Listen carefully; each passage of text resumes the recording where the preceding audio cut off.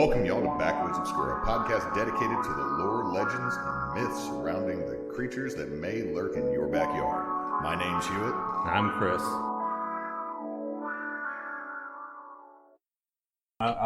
Right. So how are you doing tonight? I'm good, but slightly tired.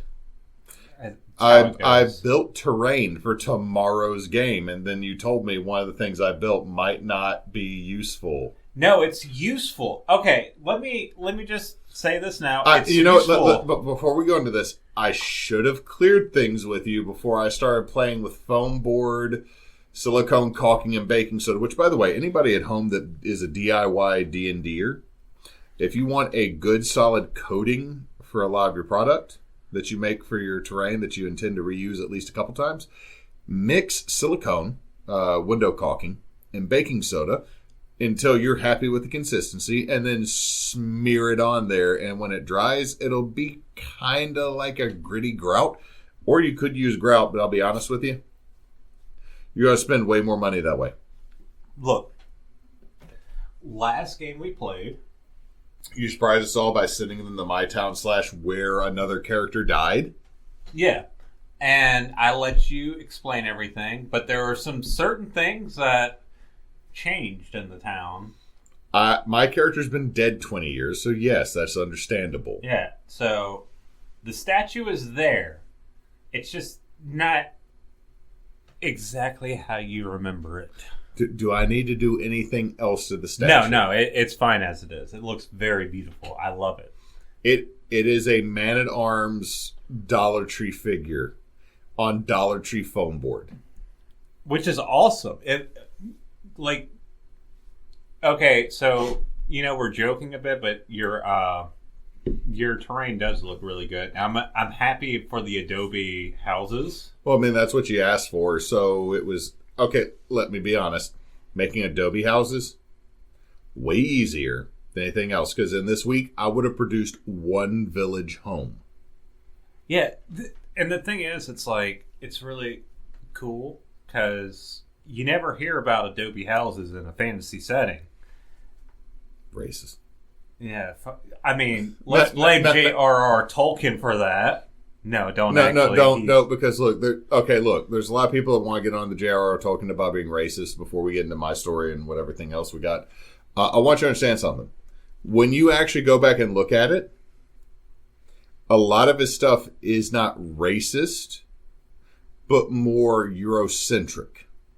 Yeah, no, I was making the thing is like, I understand like early D&D stuff, like they took Turk mini figures and they took African Zulu warrior figures from war games and made them into orcs and goblins. I understand that. There's some problematic shit with that. I understand that. But Tolkien, if you look at it, it's an East versus West, and a whole lot of it is geared against Nazis and, well, the communist Bolsheviks. But at the same time, is there some problematic literature in there? Okay. 100%, because he was a man of his era that lasted into the modern era, and that's a problem. But at the same time, always remember Bilbo Baggins. He's the bravest hobbit of them all. I miss that man. Not Bilbo, but... I miss Leonard. Okay, look, I do miss Bilbo from the animated cartoon. Wait a minute. The guy that played Bilbo also passed away. I do miss that doctor. Wasn't he a doctor in Doctor Who? No, I don't think he was. Oh my god. Okay, 1 second. No, Radagast was. Radagast was, but... Radagast was one of the... Hey, England. Ian Holm. Hey, England. Oh my goodness, he died in 2020? Oh shit, that's recent. He died at 88 years old. Oh. He didn't make it to his 11th birthday. 111th birthday. Anyway. Now I got to figure out who was Radagast. Hey, BBC, whenever you move through this amazing doctor that you have now, who is Scottish, I would like to propose Sean Astin for the next doctor. Chris? Sean Astin would be a great doctor. Okay, yeah. He was the 7th. Okay, what is that right? Radagast was which doctor? 7th incarnation of the Doctor. Let me see him. Is he the one that had the bowler hat? This is what he looks like right here. Oh, he had the fedora. Oh, wait, he had the companion that called people a toe rag. I guess so. I don't know anything about. He's between long scarf doctor and celery pinned to the shirt doctor. That is the father-in-law of David Tennant, who is also a doctor. Which leads to one of the best questions ever asked of a Doctor Who cast member during a Comic-Con. What's the weirdest thing that a fan ever gave to you? And then David Tennant from down the table. A granddaughter. Because he married... Okay, so his wife played a character called the daughter of the Doctor. And they ended up getting married. And she is the daughter of the Doctor because her father played Doctor Who. And she married Doctor Who. And then they had a baby. So the weirdest thing Doctor Who has ever given to Doctor Who is a grandchild. What are we even talking about? Dude, I don't watch Doctor Who, but my wife does, so I've gained some knowledge, and I want to adipose plushie because I love those little fat fucks. You got some Who knowledge? I have some Who knowledge. Also, I will punch a Dalek in the face and knock it down the stairs because I'm an American. Yeah, I don't know how those motherfuckers actually or anything. They have jetpacks. They can fly. Jetpack these nuts. Here's the deal. I'm an American. Doctor Who is a sci-fi series based on you don't have guns. My favorite sci-fi series is Firefly. Everyone has guns. America went to space. I mean... Second Amendment this galaxy. To be clear, America and China had a baby... and then went to space. Okay. And then it turned into the Wild West. You realize the whole reason why China's involved in that equation, right? Why is that? So they could curse without getting edited on American TV. So when they start cursing really bad and all of a sudden it goes into Mandarin, like one of this, may a dog fuck your mother. That's said by Wash, our good boy, in a Hawaiian shirt that flies our weird duck into space called a firefly. Okay, but, like, there was an episode where he got tricked by Mal to not, give out any information because Mal made him jealous that he was sleeping with his... Did you see Zoe? Zoe is amazing. But okay, he look, should, let me say this. Walsh should not be jealous. Because he is enough. He should have known better. He should have, but here's the deal. Compare Alan Tudyk to the door made out of prime rib and beef that is Nathan Fillion. Nathan Fillion looks weird, though. Here's the deal. Nathan Fillion is almost your height, but had my build. True. And when you're in the late 90s, early 00s... mid 00s. I don't remember when it came out because I never watched Firefly when it actually came out. I bought the box set and then fell in love with it. I actually watched a few episodes when it came out. I watched Train Job when it came out and it didn't explain anything and I was done. And then I got the box set and realized Train Job is like episode 4. Yeah, they. But here's the deal: Nathan Fillion is a 6'2", 6'3", big beefy boy. And if you're talking about all these little boys that are upset because women would choose a bear over them in the woods, you now understand where Wash and his Hawaiian shirts come from. Also, he had I believe, I might be wrong with this, and it might be Mandela effect, that Wash had a Weird Al Yankovic mustache when he first appeared. Like he had No, he had the mustache when he first appeared. But I want to give a counterpoint. Zoe is a strong, independent woman who don't need no man. Oh, no. And therefore, she can pick whatever man she wants. And Wash should have appreciated... You know what? You're right. Yeah. You're right. Mm-hmm. Here's the thing. Also, Kaylee, best girl. Best girl. Also, horny girl. I mean, yeah. I don't want to associate best and horny together, personally. But I mean, that's her whole thing. Wholesome and horny. We're both okay. Look, wholesome. Okay, wholesome and horny describes 90% of Puritan society. Okay, let me rephrase it. It explains 40% of Puritan society. The other 60% is oppression.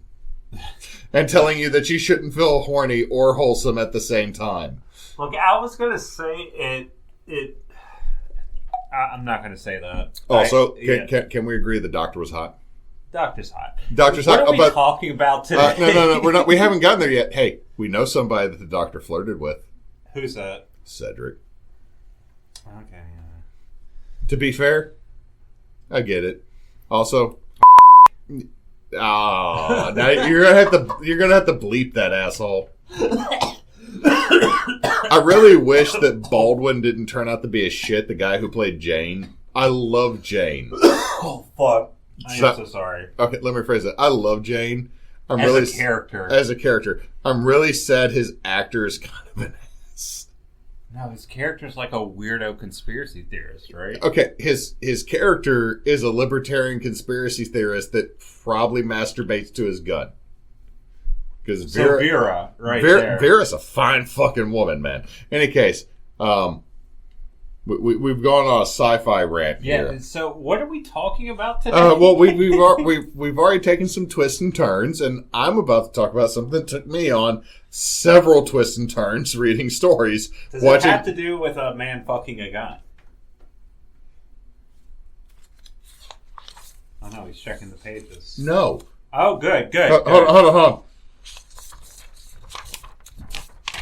No. Oh, good.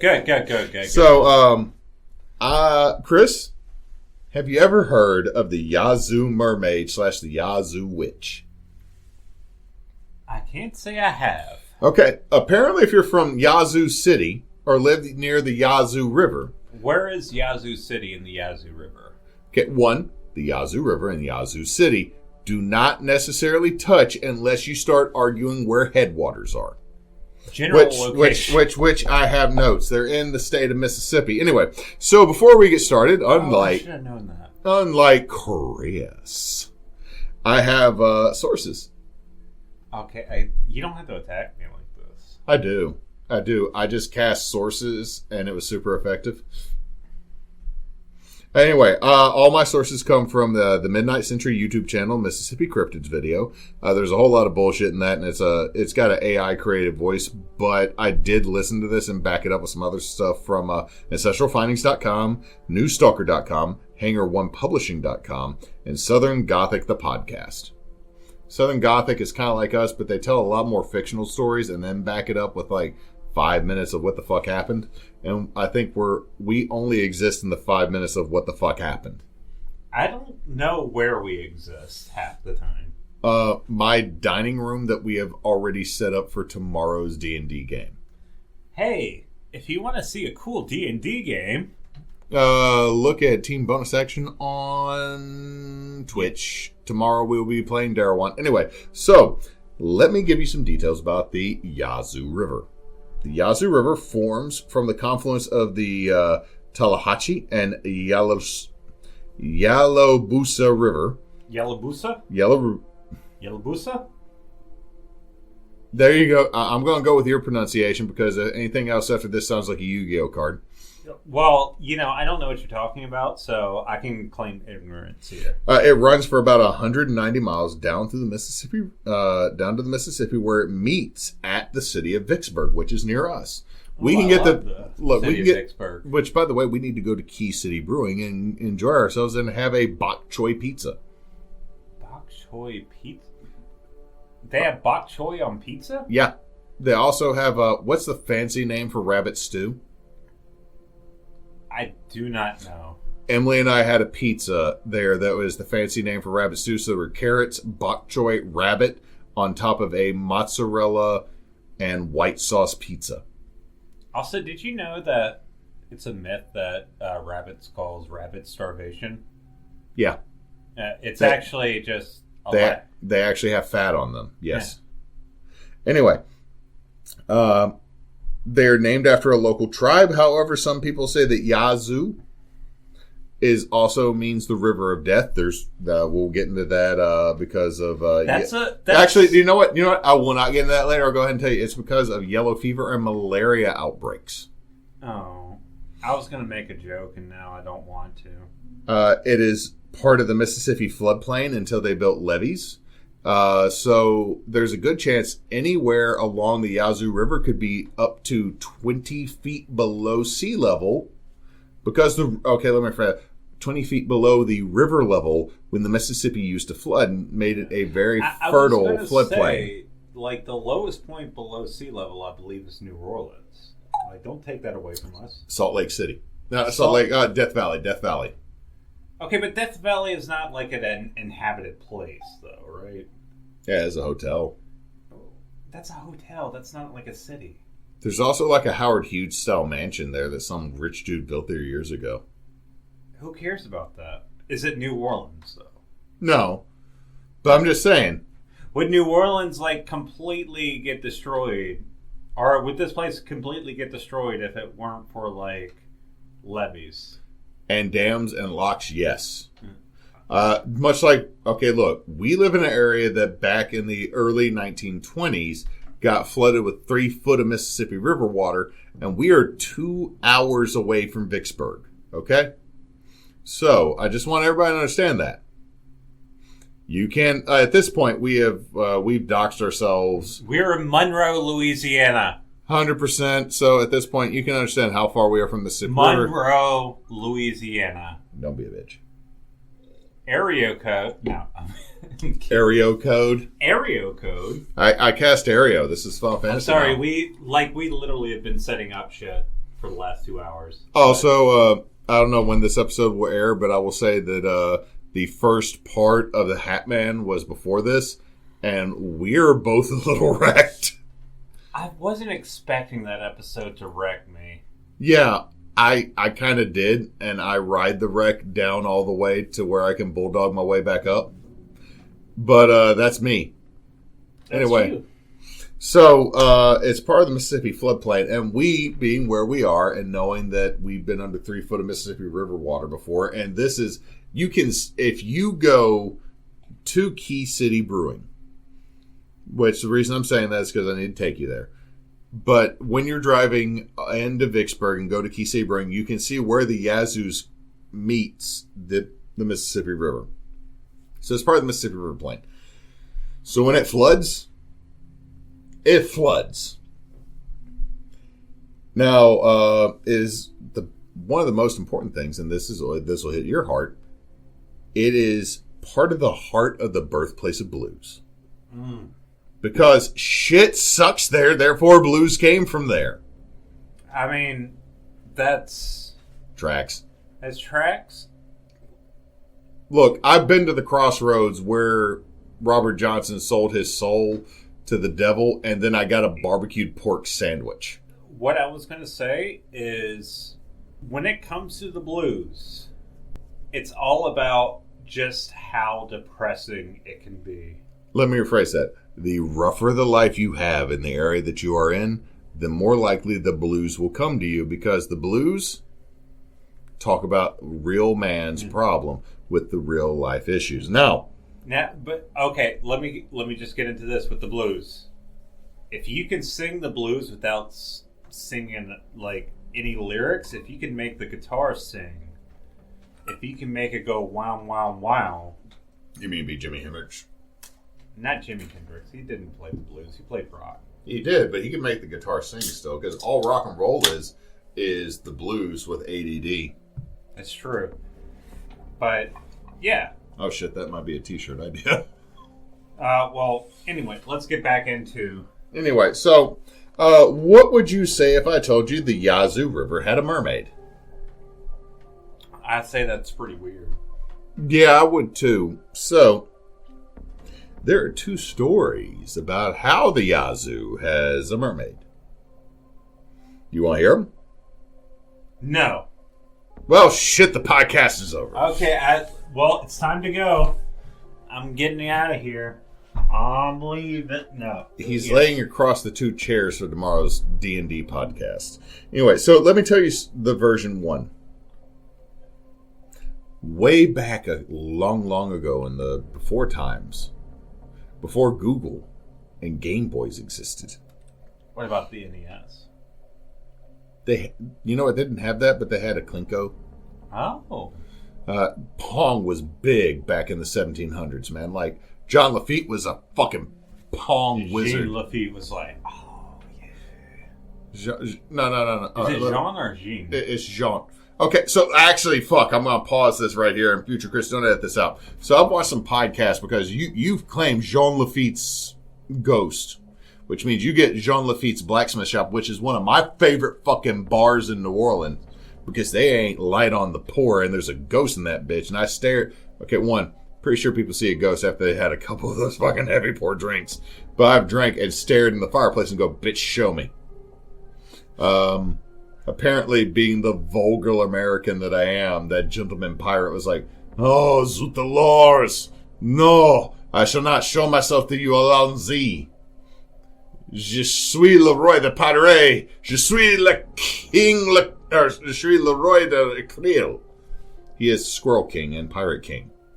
Oh, nice. That's all I remember from French in high school.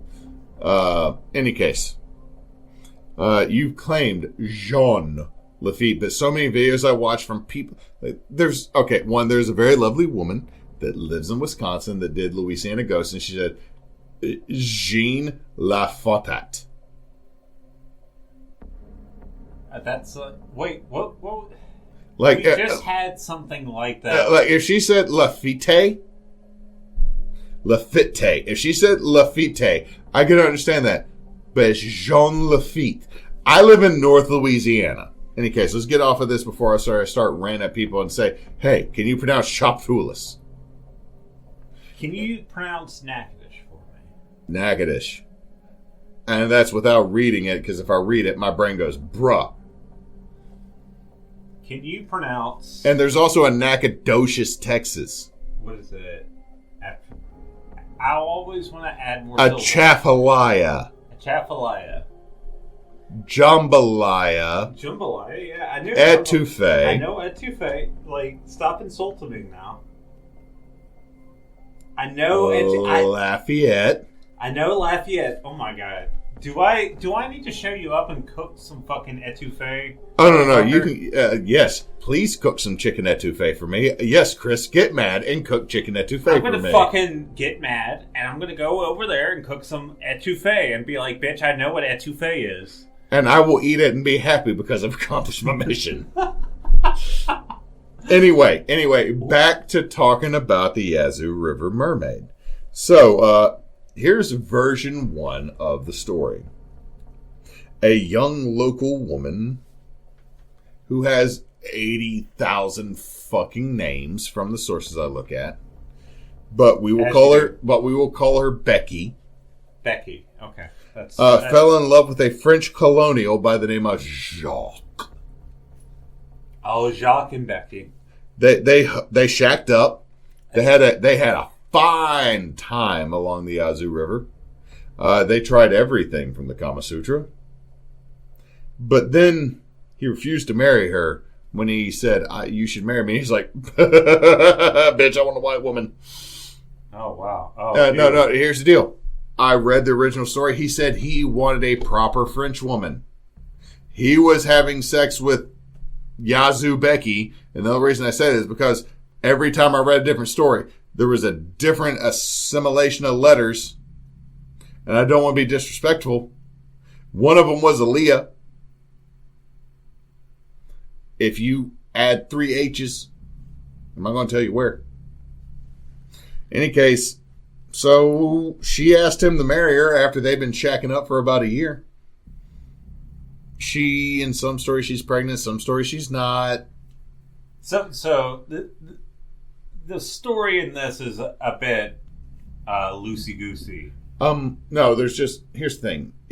We're moving into urban legend territory, but the thing is that the origins of the mermaid have multiple different stories in the original version, but it was a native woman hooked up with a French colonial man.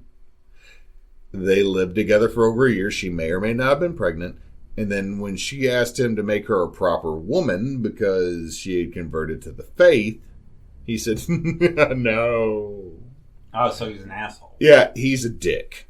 So she cursed him and then threw herself into the river and drowned. Version 2. Okay, wait, so who went into the river and drowned? The lady. Old dude bro walking around like a Chad with a swinging cod just decides to go find another lady because she's like, make me a proper woman. I want to be your wife. No, I'm French. Bonjour. Fromage. Oh, oui. Chicken broquette. I don't know. You added a weird mouth movement to that made it worse, but also more accurate. He was probably gross. Let's be honest. We're talking about the 1600s. Everybody smells like asshole. That's true, and they're proud about it. Because okay, side check: 1, always choose bare.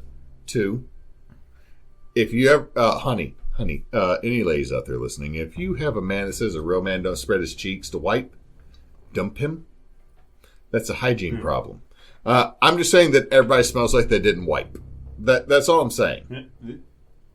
Back in those days, they didn't wipe and were proud of it. They had corn cobs.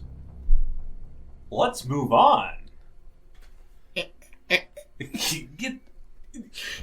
version 2. Version 2, Chris. A young woman was engaged to a river captain. They were deeply in love. But one day he did not return. Now, this is where the story varies. He might have hooked up with some hussy from St. Louis. That bastard. I'm atting you, St. Louis, making your piss poor beers that have a bud and all wiser. Oh, and we got our St. Louis pizza. Who gives a shit? Wait, does St. Louis... Hold on. St. Louis have a pizza? Exactly. Does it? Like, I mean, the king of Chicago... That casserole that's covered in cheese and sausage. No, their pizza is like a thin crust with like Wisconsin cheese on it. It's not impressive. Okay, here's the deal. I don't hate that because Wisconsin does make good cheese.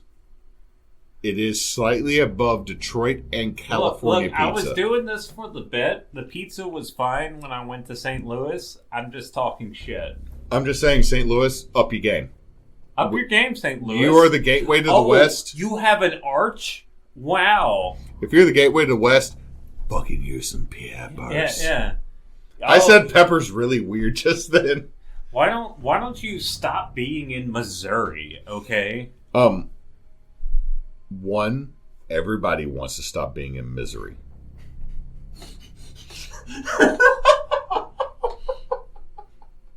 True. Anyway, so there was a young lady who was engaged to a river captain. He didn't come back. He fell off the side at the rapids. Okay, now here's the deal. Most people, the Mississippi River doesn't have rapids. Bitch, go back to the 1800s. Shit, you don't have to go back to the when the New Madrid earthquake happened, the Mississippi River reversed all the way to Natchez.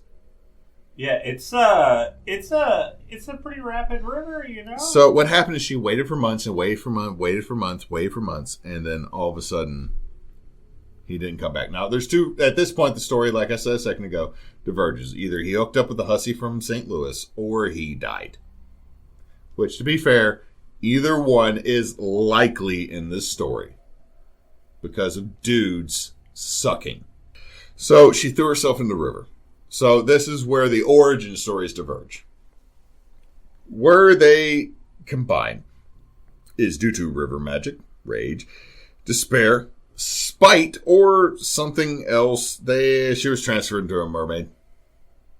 Like either out of her pure hate, her pure spite, river magic, or despair. Which despair is the worst one. I would say, I'm so sad now. Oh shit, my legs are fish. I'm so sad. Oh no, I'm a trout. Oh dang. Anyway, where are we? So, do all that. She is described as over 6 feet long, sometimes up to 8. So she is a tall queen. Oh, badass. Having long hair, greenish skin, and in some cases, a vicious, pissed the fuck off face. I mean, I would be too. Either my beau died, cheated on me, or said, "Ow, bitch, I ain't marrying you." I mean, I was just gonna say I live in the fucking Mississippi River, which is already a pretty Yeah, it is what it is. Yeah, like, why would you want to live there? Let's be real. Now, she is noted for being more of a siren than a traditional mermaid. Now, I know that sirens are not supposed to be fish ladies. They're supposed to be bird ladies, but we're in America and we don't fucking understand Greek mythology. But she is described as singing a song to lure men to the water so she can drown them in revenge for her broken heart. She does this usually at night, and also something that has pissed you off in the past, Chris. Oh, no. She bumps boats. Oh. Wait, she, like... She takes that thick-ass tail and bumps the boat. I don't like that. Hey, I'm not a fan of that. What do you think that is, Chris? Oh, that's deadwood. No. What is that, Chris? Latesh Parlingua. Oh, fucking... God damn it. Once more we have Chris. Chris is getting up to walk away because it might be an alligator. Future Chris, you have currently walked out of the room and I've been left unattended. Fucking Parlingua bullshit. It must be something else aside from, the 20,000 things that are in the swamp. Oh, Parlingua. Chris, leave this in because we need to clip that because the way you did that sounded like goddamn Krillin. Oh, my name's Krillin. I'm scared of the Parlingua. Sensitive. Give me a Sensobean so I can fight the Parlingua. Oh, no. Chris, next game I run, I want you to use that goddamn voice. I want you to play a wizard and use that voice. Anyway, no. Here's the thing: is there's not actually a lot of alligators in the Mississippi River, but the fact, yeah. I mean, you wouldn't find a lot of alligators in a river, period, because it has a fucking current. By the way, do you want to know how strong the Mississippi River current is?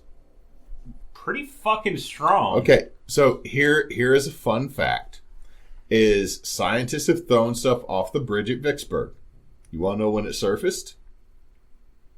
Not for a while, I assume. 15 miles north of Natchez.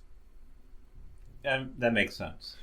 Okay, yeah. Anybody out there, go Google the distance between those. Is they tossed a orb. They tossed a tracker, and it didn't. And they had it weighted. So to be fair, it was weighted. They tossed Saruman's orb.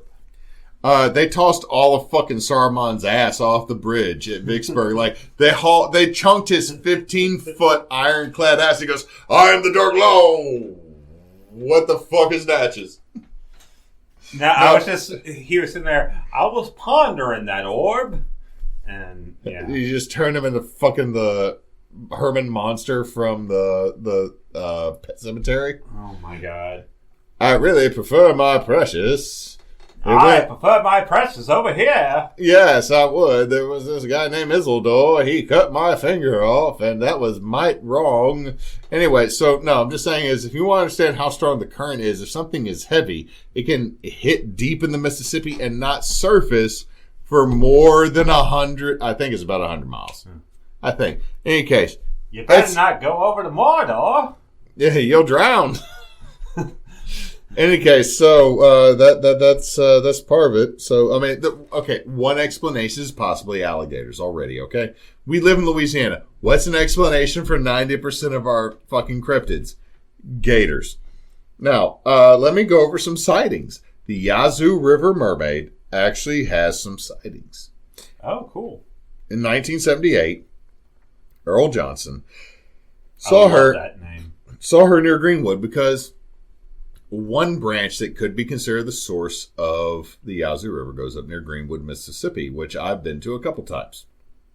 Greenwood is 5 steps away from Depression. That's just Mississippi. That's not Mississippi. I know. This is the Delta, man.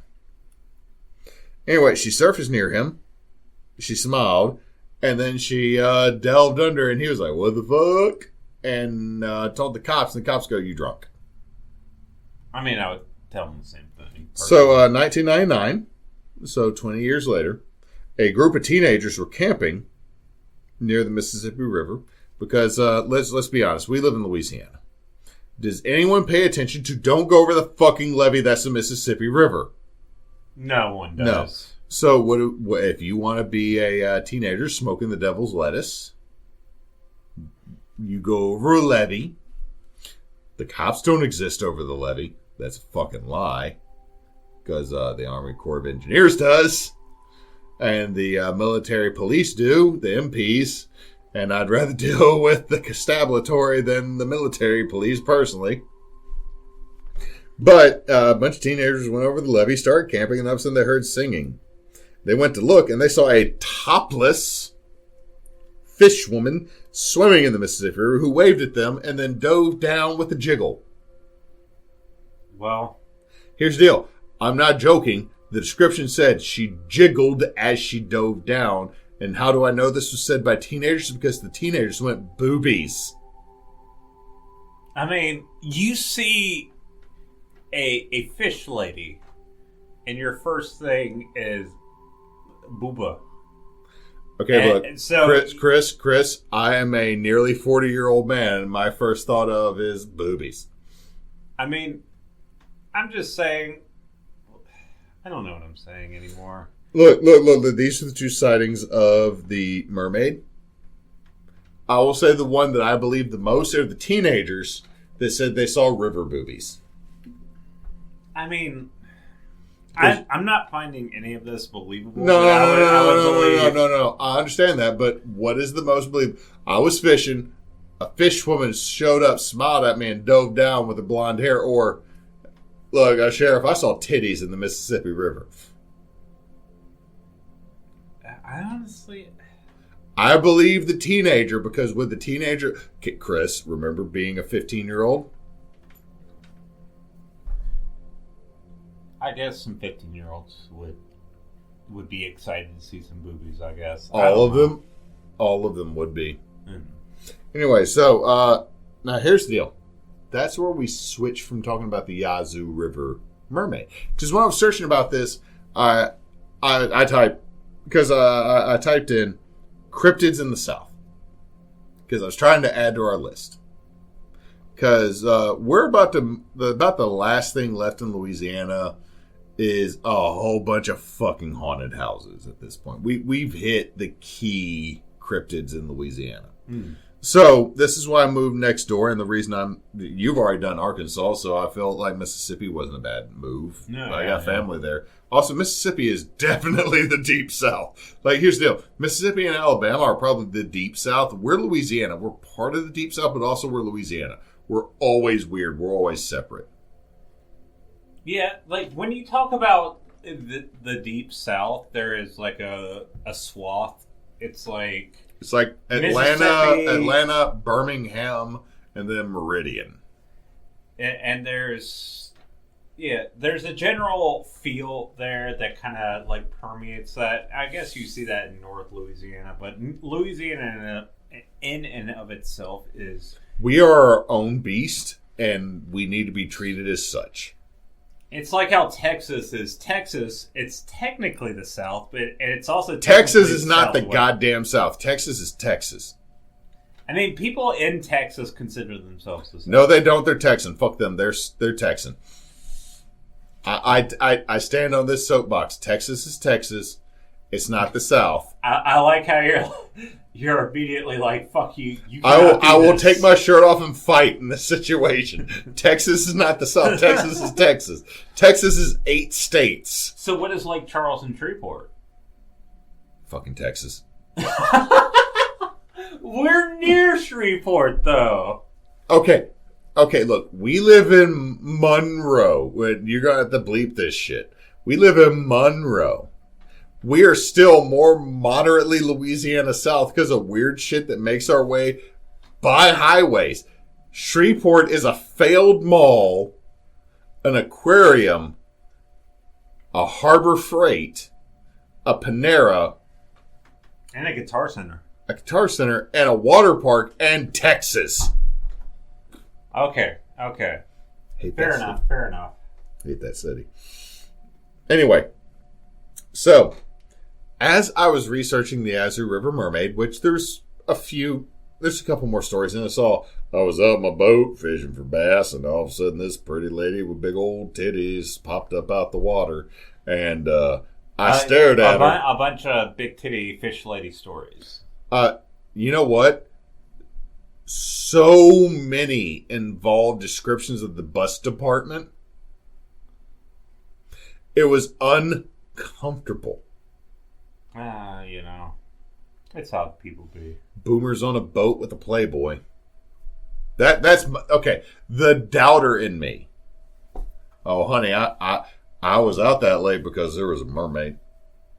Any case, as I kept looking, this led me into a much more interesting story: the Yazoo River Witch / the Yazoo City Witch, or the Witch of Yazoo, which is why I want to go to Yazoo, because her tomb, her grave, is marked and has chains around it. Oh, that's cool. And I don't know the actual term, but you know what I'm talking about when I say that there is a cast iron Dutch oven sealed that's been welded shut with chains wrapped around it for voodoo. Yeah. This gave me all those vibes. So here's the story. It's the 1800s. Go to black and white. There was an old woman who lived on the outskirts of the city, and she lived alone because she's a weird fucking old woman. It's just old ladies just living out in the middle of nowhere. Look, how many times does the witch hunt go after the old lady that lives out in the woods that doesn't want to deal with all you bullshit? Most of the time. Look, here's the deal. I'm a dude, but I'm that old lady that lives out in the woods and wants you to leave me the fuck alone. Like, my ideal lifestyle, Chris, you understand this because you know me, is like you would be the person inside the town who's like, we have a fever, and you go out in the woods and there's Hewitt, who's been cutting down trees making furniture. Hewitt, I need a mushroom that will cure this disease. Come with me, Chris. I am a fucking NPC for a side quest. Come with me. You must collect 50 of these mushrooms. Also, help me kill 20 boars because I must make bacon. Here, have 20 XP and 5 gold. You think I would not give you better than 20 XP? Anyway, so children avoided her because she's fucking weird. Okay, one. Old fucking woman who lives out in the swamp. She probably wants to be left alone. She's described as half ghost, so this is a pale-ass white woman that lives out in the fucking swamp. She just wants to be left alone. Or she is a lady of color that is very light-skinned. She just wants to be left alone. She lived near the river in a small shack / small house. Left alone. She lured fishermen to the shores when she was younger with her wares. Sometimes didn't want to be left alone. When she was we young, all have needs. Chris, this is falling very much into the succubus episode. Only it's more on me than you. You're fishing. Let me rephrase it. You are a young man, late teens, early 20s, fishing for a living, right? How much is a catfish going to get you, Chris, in 1900 or 1880? I don't know, like a penny or two or some shit. Sure, you'll be lucky if you get a whole penny. That's a half penny. And then all of a sudden you look over at the shore and there's a lady advertising her wares. As you do. As you do. Woman has needs too. What you gonna do? You gonna offer a catfish? Well, she just catfished you. And you're gonna text Avery. You're gonna text Avery your way over there, right? And then she will kill you. Well, I wouldn't because I'm married. Yeah, we're talking about Chris. You're 22. I'm 22. Okay, I'm dead then. Yeah, you're dead. Yeah. Or she would feign help for the married men. So no! Oh no! I'm in pain. Look at my titties. No, that's for the young boys. It might be like, oh no, the tree has fallen upon my leg. The tree has fallen on my leg, and somehow my top has fallen off. Look at how they bounce. We are in so much trouble for like 3 episodes of this series already, Chris. Goddamn. I'm responsible for this one. Oh no! Oh no, my shirt's come off. Can you go get it in the Mississippi River? Bitch, that shirt's gone. Anyway, so when they would come in, she would hit them with a big ass stick. Oh shit. No. Let me rephrase that. A fuck off stick. That's a Sigma female right there. That is called a limb. That is she Goku'd a whole tree on a motherfucker's head. That's cool. And then she would drag them to her shed where she would kill, flay, possibly eat in some stories, or she would flay you and then start sticking pins in your nerve endings. Wow. We went Clive Baker. Clive Barker, you mean? I don't give a shit. I don't want to summon him because if I summon him, The Hellbound Heart is a very good book. Even though I've listened to the Magnificent Show. I don't know. I don't remember the name. It's like the Unseen Magnificent Show or whatever. It was weird. It's weird. Clive Baker's weird. But if he showed up right now, I would literally shove the Hellraiser puzzle down his throat to make sure it doesn't fuck up my family. Let's get back to this. Anyway, so she would torture, kill, everything, and then bury them off on a levee. Look, Hewitt. Yeah. A woman has needs. For murder. For murder. Look, it's the 1920s. No, this is the 1880s. This is the 1880s. Women aren't treated well. No, they're not. And a woman has needs. Also, there's other versions of this story where she's a voodoo priestess. Oh, well, that's just racist, I think. Yep. So, she done been killing some folks, right? That's going to alert the constabulary. So the sheriff, without a warrant, goes on her property and finds the remains buried underneath her shed or buried loosely in the levee. Like, he goes up to the levee. That's a whole ass person hanging out the levee. Just someone just sitting there, just with half their body hanging out. It's like she didn't even try. Shit, that's Llewellyn Matthew Richards. They're like, she didn't even fucking try to bury him. He's just there. So, the sheriff and his deputies begin to hunt her through the swamps and the bayous. Which, by the way, it's bayou. Fuck you, Mississippi. It's not bayou. Yeah, we don't acknowledge your bullshit. Anyway, so eventually, chasing her, and then she lands. She fails her perception check and she lands in a quicksand pit. Oh no! Which does not exist here. Anyway, she lands in a quicksand pit, and the sheriff gets up to her, and as she is just about to sink below and drown within the murky water-sand combo, she curses the sheriff and the town. In 20 years I will return and burn this city to the ground. Bitches. Oh, is that what she says at the end? She just calls them bitches? Yeah, she totally threw that in with 2 Chainz going. Bitches. I'll make sure to... That's your problem, not mine. I'm a participant. Anyway, May 4th, 1904... May the 4th be with you? May the 4th. Oh, shit. Yeah, we picked this one right. Yeah, Mark Hamill. So, anyway, May the 4th, 1904, or May 25th, 1904. Records are a little iffy.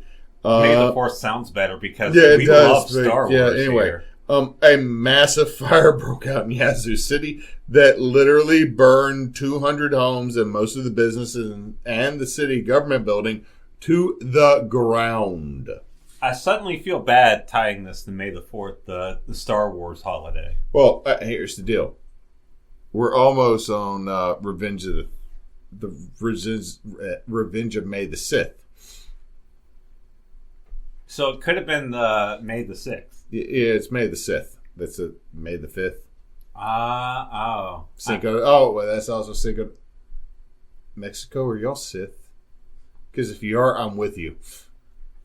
Man, there's so many fucking holidays, man. Okay, look, if the dark side has tacos, Chris, I am Darth Hall, okay? You understand this, right?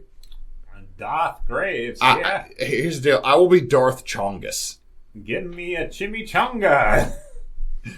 Bitch, give me mole and a couple enchiladas and I'm sold. Anyway, anyone this isn't this later, I don't mean this negatively. I will literally sell my soul for a good enchilada.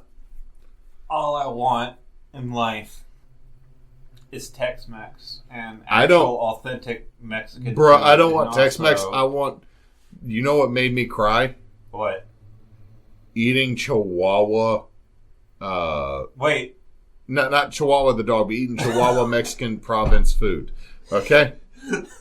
I did not Yo Quiero Taco Bell, bitch. But like getting actual I ate food a taco with Chihuahua in there? No. I went to the province that the dog is... Okay, let me rephrase it. I did not go to the province that the dog is named after. But I got food from there by people who had recently come across the border before we made a wall that can be cut with an angle grinder to keep people out. Oh, you mean the wall that you can just kind of like push and then, Chris, shimmy. You're looking at me? I could knock that wall down by being the juggernaut bitch. I mean, you could probably scale that wall pretty easily, honestly. Verticality is not my friend on climbing, but I could probably shoulder rush into it enough and make everybody go, why did they build this? I don't fucking know. Anyway, so she cursed the town, and then May 4th or May 25th, or May 5th, burnt the fuck down. Wow. Sightings of a ghostly figure over the city as this occurred were reported. Now, here's the deal. Her grave is marked in the Glenwood Cemetery, and it is currently wrapped in chains that the city of Yazoo pays to replace every 3 years. They will pay to replace the chains around the Witch of Yazoo's grave. Oh, that's...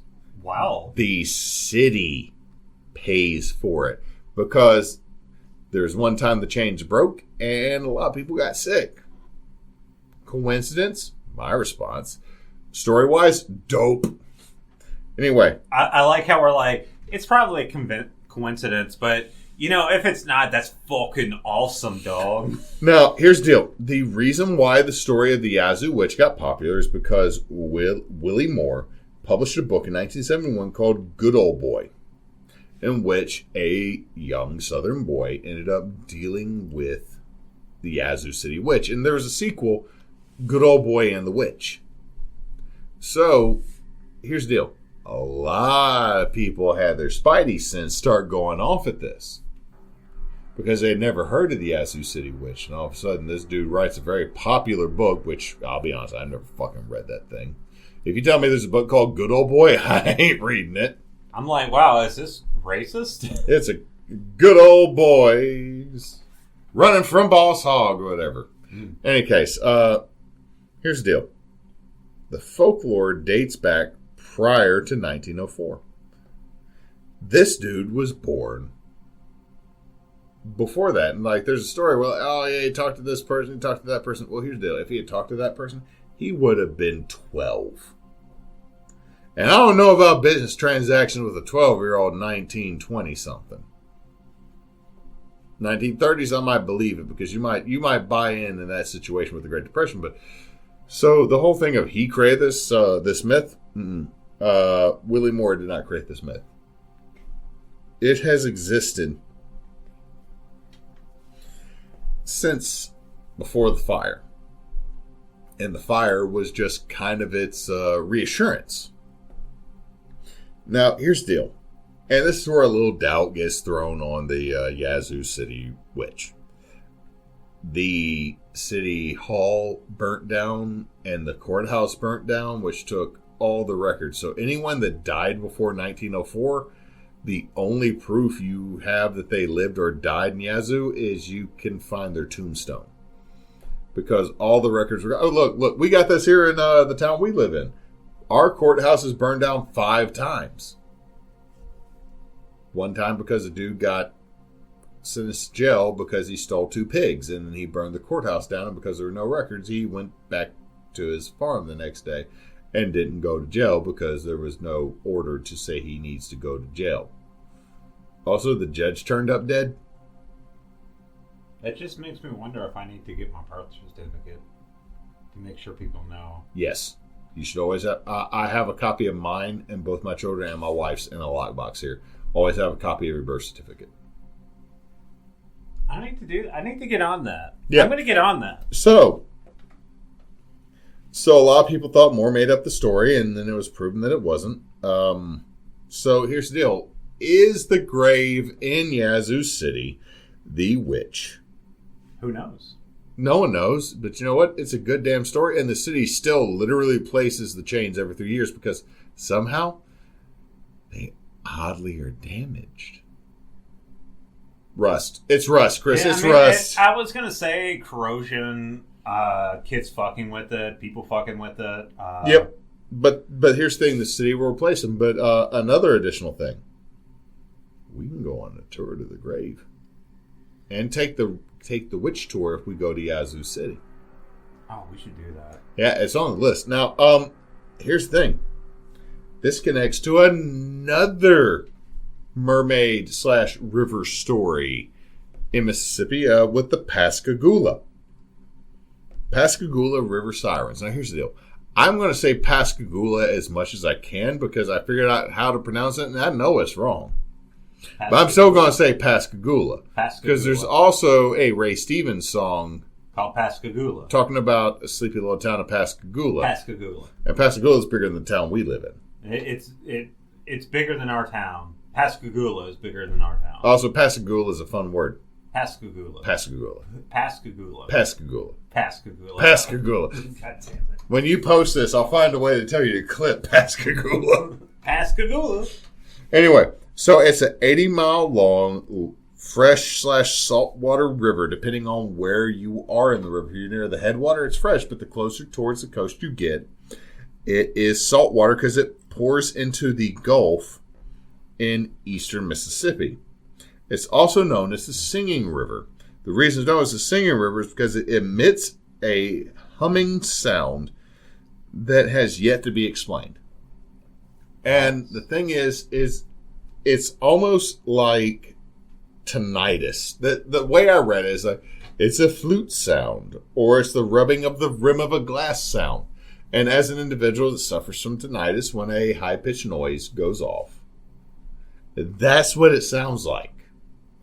So the river emits this high upper frequency hum, which scientists have not figured out yet. Now, my explanation is, what does it flow through? That's the doubter in me, is what does it flow through? And it creates this hum. Because if you go out in nature, there are places that literally create noise that you would not expect nature to create. It's all over. I mean, like if you think there's a place in Tennessee, if you hit rocks with a hammer, it sounds like a piano. I mean, there's so many weird environmental things that you can find out there, but here's the deal. The sounds that it makes have been noted for longer than our country has existed. So several French explorers made comments, including Bienville and Iberville, that this river made music when they went up it, and they left it because it made them uncomfortable and it hurt, which means it's hitting a hertz frequency that makes you have a headache. Also, in 1892, the Times-Picayune of New Orleans said that the river made music and was noted to sing. So this is true. The river legit makes noise. That creates a resonant frequency that can hurt you. That can, well, okay. Not hurt, but it annoy. Can annoy, yeah. So here's the deal, is if you go to the river today, you might not hear it. If you go to the river tomorrow, you might not hear it. But eventually, when you go up and down the river, you will hear this frequency that it emits. And it's weird, and it's why the Pascagoula River is known as the Singing River. So this is 100% real, that it legit makes a noise, and we don't know 100% how. Internet, when you listen to this later, or if you find this sometime, aliens, when the world's been destroyed, and you don't understand why this does this, at me, I might be dead, but at me, I would appreciate it in the afterlife. Or if I'm part of the Singing River, let me know why we're singing. Yeah. So now there's two reasons why this happened. So let me go ahead and tell you how this connects back to the Yazoo River mermaid. The first version is that the Pascagoula tribe worshipped a mermaid in the river. She was a great water spirit. when Christian missionaries of the white god, in two of the stories, like, I love that, like, I'm saying they went the white god, and I'm like, that tracks. But they heard these missionaries coming, and she was a jealous guardian of the souls of her followers. So she sang a song that caused the Pascagoula tribe to come into the river and join her permanently. So she drowned all of them so she could have their souls. Oh, that's cool. I love that for her. Yeah. Gods with a little g are fucking terrible. Also, genus loci or other spirits that people worship as a deity. Fucking terrible. Okay, so she drowned all of them so that they couldn't become Christians. This sounds very much like This sounds like a European explanation. Yeah. So it's the European, like. So, like, I was going through Mississippi and stuff, bro, and like I was going to try to tell them about like this dude named Jesus that everybody told me about, and like I start telling them about Jesus, and then it's like fish lady with her boobies all out showed up and started singing a song, and they all walked in the water, and she looked at me like, bitch, you can't have them, with a head movement, and dived down. I was like, oh, dang. Oh, shit, at least I get the city of Pascagoula. They have a Buc-ee's. And that's history. Version 2. Chief Alta of the Pascagoula tribe fell in love with Anola, a Biloxi princess. It was love at first sight. You know, he's 31.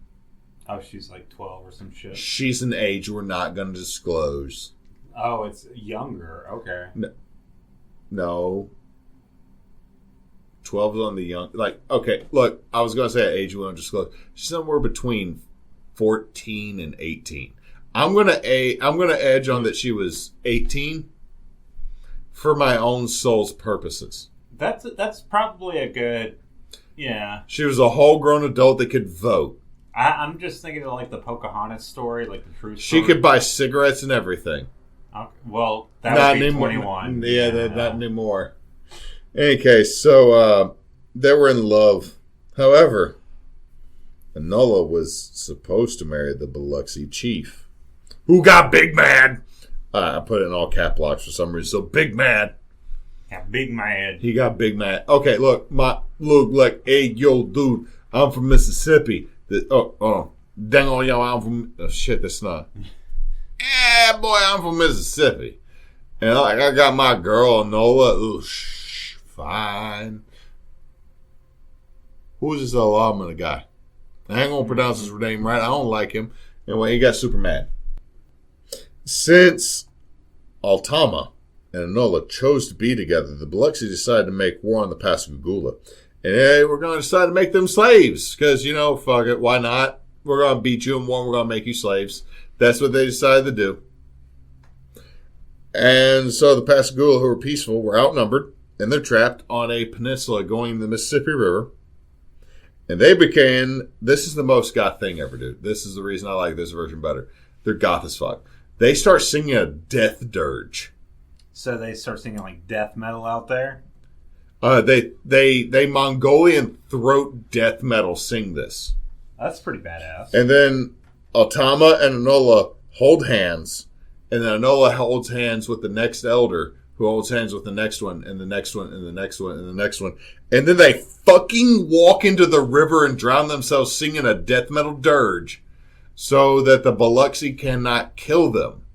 And so that the chief cannot have his bride so they can be together forever. And they fucking ghost haunt the river and sing. That's cool. So here's the deal. Everybody else is like talking about a noise. All of a sudden I wanted like destruction, death. I love this forever. Like I want that to be the case. They just start blast beat. So the hum of the river is supposed to be literally the Pascagoula tribe's death dirge. That's pretty fucking cool, actually. So so here's the deal. I told you before we recorded this that I had a story that took some twists and turns because here's the deal is there's a couple things I grabbed from Mississippi and put onto our list. Like, you might like the Moon Man. I have the guy with the candy. No. Pascagoula also has the Moon Man. Okay. So I didn't touch that story because I know you are the two of us that would probably like to talk about the Allens. But here's the thing, dude. This was a weird story. I thought I was going to find out about like a little regional mermaid that might last 15, 20 minutes for like a short. And I was like, hey, Yazoo River Mermaid. Hey, here's the mermaid stories. It's one of those stories that just keeps unraveling. You want to learn about a mermaid? Yeah. You want to learn about a witch? You want to learn about this Native American story? You want to learn about a potential other mermaid? And I'm like, sure. Yeah, okay. And thank you for telling me about this. Okay, this. Here's the deal. I had never heard of this before. I haven't heard of this either.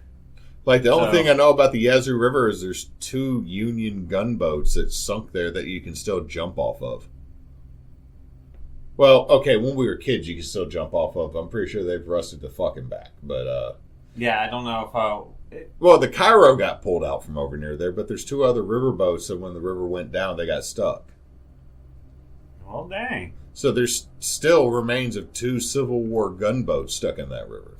I'm pretty sure there's more than 1 gunboat in the Mississippi, too. But we're not talking about the Mississippi. No, that's why we've dredged it. But, so, I mean, dude, I thought this was fun. I thought you would enjoy it. I enjoyed it immensely. It's really cool. I like the idea of like a story like constantly changing and going through things, but you're not really sure exactly what's going on. Because, like, okay, tell me if I'm wrong. The Witch has some of the vibes of the Mermaid. It has a little bit of the vibes of the Mermaid. At the same time, it's like it's meaner. It's a little bit meaner. It has its own thing. Has a little its own bit vibe. Has a little bit La Llorona. The Mermaid is like kind of. It does have that siren-y sort of thing where it's like, oh, sometimes you see it and it's going to lure you and kill you, whatever. That's all it does. But the Witch is like, it kind of has that thing, but she will straight up murder you. She will murder you, or if you go out to hunt her, she's going to like burn down the fucking town. And she has more of a history. Well, here's the thing: is the 1904 fire of Yazoo is real. Yeah. Well, I assumed. I'm just saying that like there's more lore and history with the Witch than there is with the. But yeah, thank you for telling the story. I mean, this is the first time I've stepped out of Louisiana. I've already stepped out of Louisiana. I know. Hey, you want to know one of the ones that's on the list I've claimed? What's that? The Busco Beast of Indiana. Ooh. I'm a wife's from there, so I think I got a right to it. That's fair. But anyway, yes, we are Backwoods Obscura. We do this every Tuesday, and we are trying to get on most podcasters. We're still trying to get on Apple. We are still trying to set up our social media. We have Facebook and Blue Sky. Twitter is something else. Yeah. But aside from that, we are also Team Bonus Action. If you we are also associated with Team Bonus Action, a charity live play, D&D / Pathfinder / Monster of the Week / other TTRPG channel. And if you would like to check us out, we stream on Mondays, every other Wednesday, and every Sunday. And we do this because, here's the deal, everybody. We're currently partnered with St. Jude. I believe that's what the charity clerics would agree with. And here's the deal. We all need to defeat childhood cancer. So if I can roll a D20 and get it, I'll do it. However, that's not how the reward works. So if you can donate, we would greatly appreciate it to help some kids beat cancer and just straight up kick its ass. So we'll be doing this for a while. And if you listen to this later, and this is not the charity that the Team Bonus Action is partnered with, because a lot of times we partner with the Trevor Project and with the Children's Miracle Network of Hospitals, donate to them anyway, man, because they need it. They need it. If we can, the whole goal is we are not child safe, but we want to language wise, material wise. Our podcast is not meant for children. But if folks can donate to it, we've done a good job because we've got to make the world better for the next generation. and make sure that our fight is not their fight. Exactly. And if you're out there, if you're enjoying us, just remember, again, we do this every Tuesday. And I hope you have a good day, night, or whatever time it is. Hey, drive safe. I hope you have a good jog. I hope you had a good time at putt-putt. And hey, have a good poop. God damn it.